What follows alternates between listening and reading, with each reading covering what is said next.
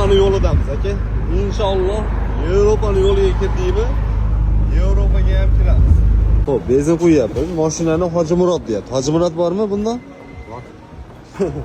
Murod Baharskiy, do'stim. Baharskiy deb qo'yaman, do'stim bilan hazillashib.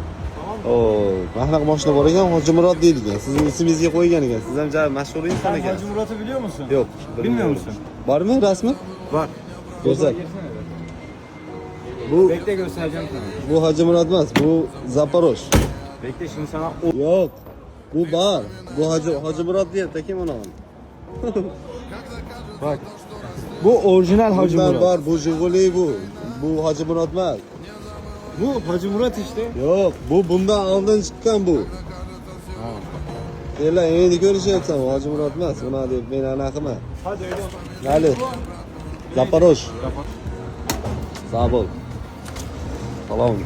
To'ladim. Buni qayerga to'lash kerak? To'lash kerak? Kart, Tamam. kart. Kart Naqd, mı? naqd.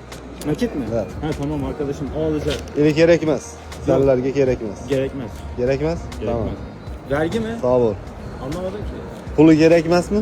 Ha gerekir ya. Gerekir. Olur mu? Kerak emas deding-ku. Pul. Pul. Kerak emas. Pul sizde para demek. Para. Para. Para kerak emas? Gerekir.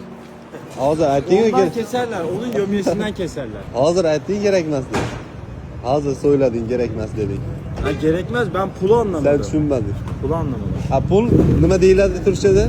Para. Manot. Shunaqa ya.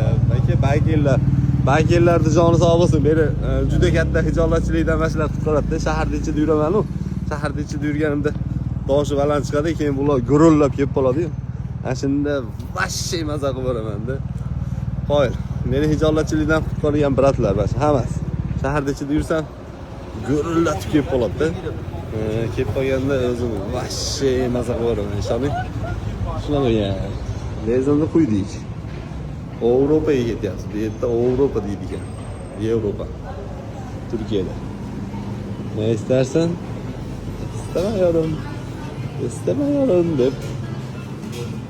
Shunday yuradi. Kassaya qo'yib, kassaya o'chib, har doimgidek